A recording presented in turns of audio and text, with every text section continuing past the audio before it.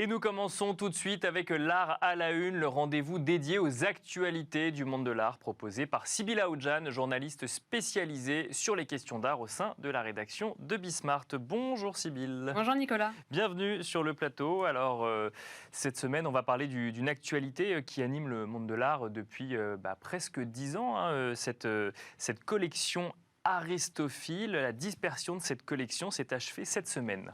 Exactement, c'est en ce mois de novembre que s'achève la vente de la collection Aristophile. Collection Aristophile qui est une large collection de manuscrits qui est coordonnée par les maisons de vente Agut jusqu'à aujourd'hui. La toute première vente remonte à décembre 2017, il y a 5 ans. Et depuis, c'est 55 ventes publiques, 6900 lots, un résultat de vente cumulé de plus de 100 millions d'euros. Et au sein de ces ventes, il y a aussi eu plus de 335 préemptions par la Bibliothèque nationale de France, le ministère des Armées, l'École polytechnique, pour ne citer que. 3 lots ont été classés Trésor national et bien sûr l'un des lots le plus convoités était le manuscrit coécrit par Albert Einstein et Michel Bessot, théorie sur la théorie de la relativité, qui a jugé pour 11,6 millions d'euros en 2021. Alors on va revenir un petit peu sur cette histoire Aristophile. Sybille, d'où vient la collection Aristophile ? Alors la collection Aristophile, au départ, c'est une société qui a été créée dans les années 90. Elle proposait aux particuliers d'investir dans le marché des manuscrits, alors soit dans des parts d'indivision de collections de manuscrits anciens, soit dans des collections en cours de constitution. L'offre était très alléchante parce qu'il proposait une plus-value de l'ordre de 8% selon les contrats après un certain temps de conservation des manuscrits au sein de la société Aristophile. Et donc bien sûr cela avait attiré environ 21 000 investissants dans plus de 130 000 œuvres allant de l'Antiquité jusqu'au XXe siècle. Cependant, l'entreprise a créé une véritable pyramide de Ponzi. Elle a été placée en liquidation judiciaire en 2015. Son président a été mis en examen pour de nombreux faits, escroquerie en bande organisée, blanchiment, présentation de comptes infidèles, abus de biens sociaux, j'en passe. Et c'est le commissaire-priseur Claude Agut qui est chargé de cette dispersion de la collection avec l'aide d'Arcurial, Ader, Drouot, Estimation. Et si l'affaire juridique est toujours en cours, la dispersion, elle, se termine. Affaire juridique et même judiciaire, Sybille. Alors, on continue avec les actualités dans le monde de l'art cette semaine. Un rapport pour mieux contrôler le trafic d'œuvres d'art a été remis cette semaine. Oui, c'est le rapport La Bourdette. Ce rapport a été remis en début de semaine au ministère de la Culture pour améliorer la sécurité des acquisitions des musées nationaux. Ce rapport a été commandé suite au scandale entachant le Louvre Abu Dhabi en juin 2022, alors que la justice enquêtait sur l'acquisition par le musée de 7 antiquités égyptiennes.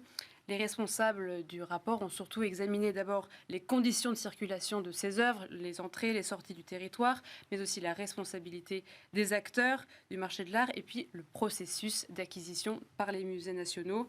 Et d'abord, le premier constat, c'est qu'il manque une formation aux risques inhérents au fonctionnement du marché de l'art et à la question des provenances.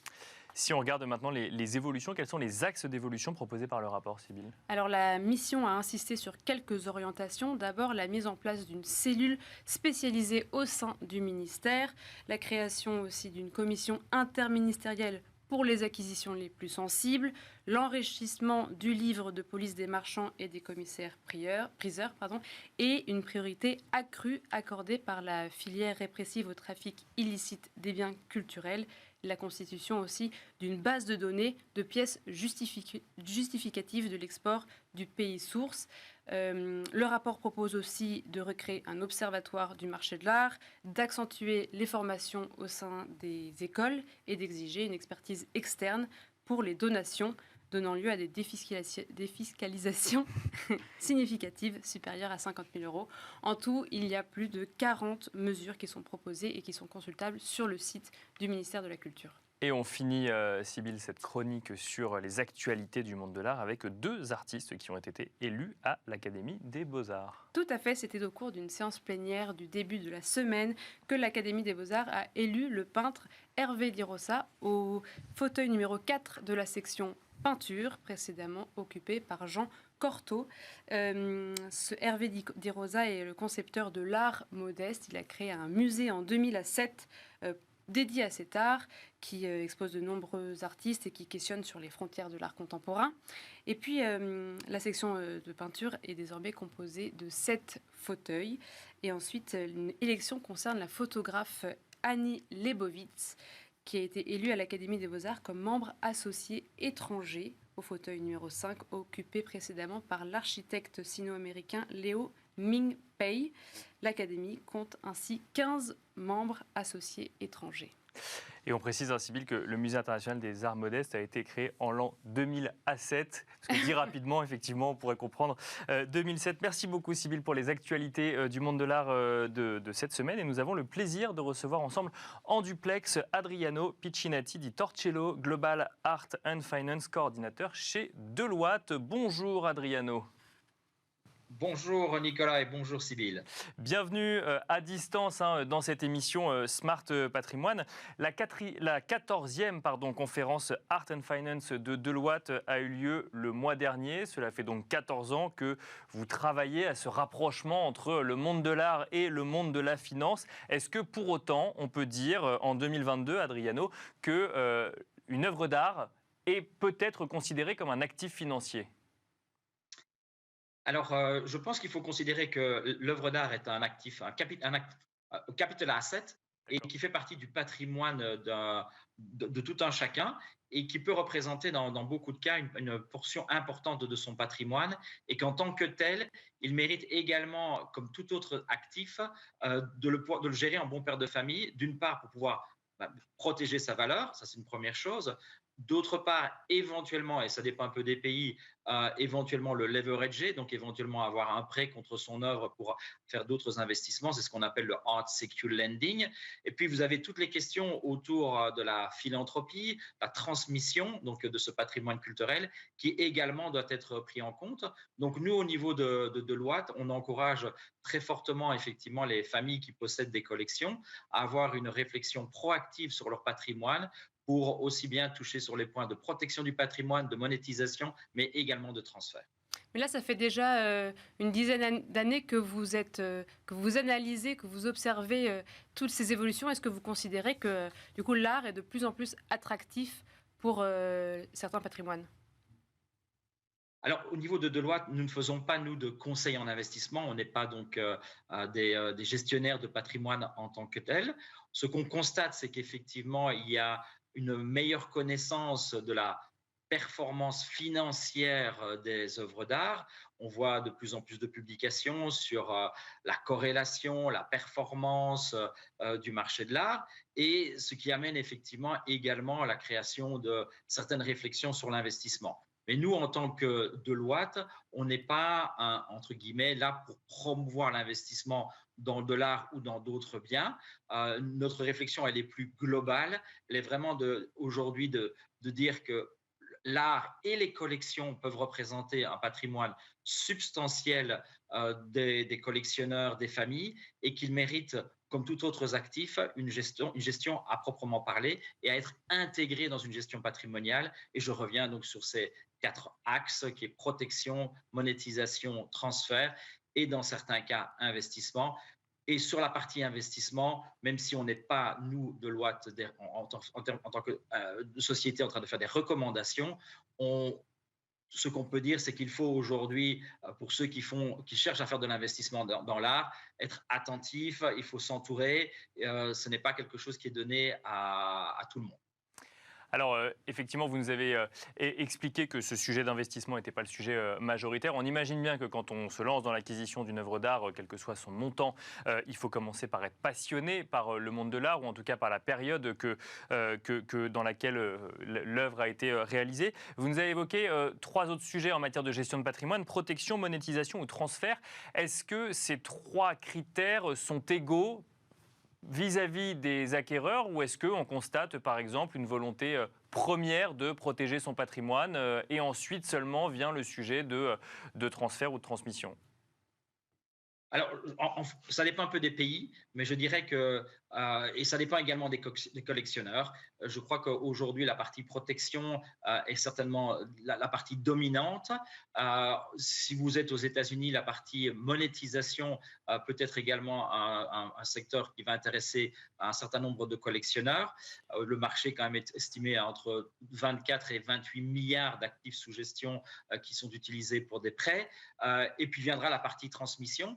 Ce que je pense qui est intéressant, c'est qu'aujourd'hui, étant donné que nous sommes confrontés à un transfert générationnel important de patrimoine, la réflexion de transfert de ce patrimoine de collection vient de plus en plus à l'agenda et c'est quelque chose qui doit être notamment discuté avec la nouvelle génération parce que comme vous pouvez bien l'imaginer, les goûts et les couleurs peuvent changer d'une génération à l'autre et il est important de pouvoir planifier la transmission également de ce patrimoine culturel.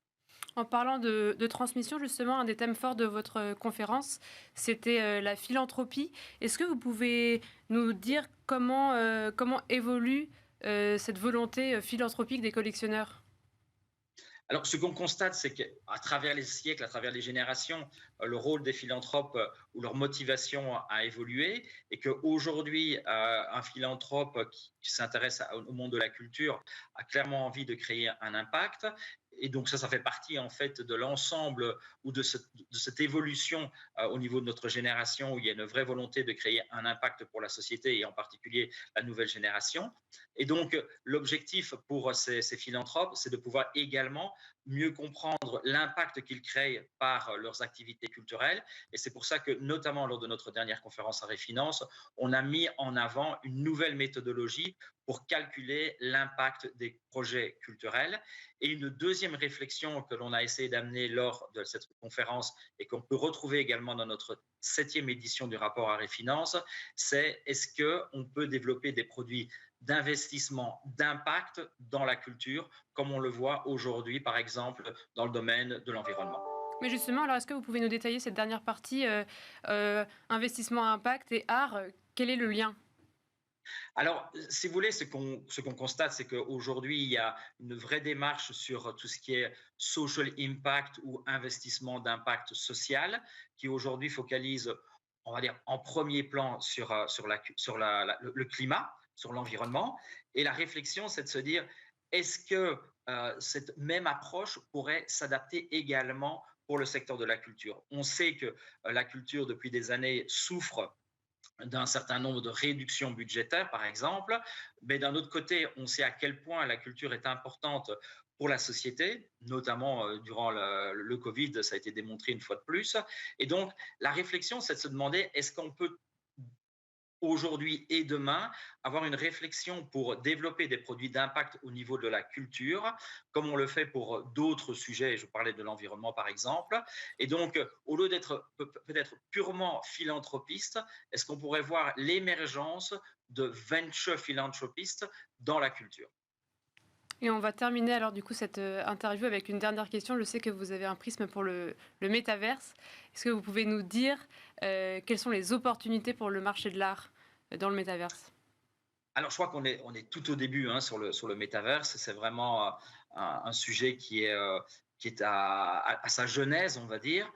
Je crois que ce qui est assez intéressant, c'est ces mondes parallèles qui sont en train de se créer avec le métaverse et toutes les implications que ça peut créer pour l'ensemble des industries. Et donc, le métaverse donne aujourd'hui la possibilité pour les institutions culturelles, pour les galeristes, pour les collectionneurs, de pouvoir présenter, de pouvoir interagir avec une communauté qui est très, on va dire, technologie savvy et de créer de nouvelles relations, de nouvelles communautés, des nouveaux modes d'engagement au niveau de la culture.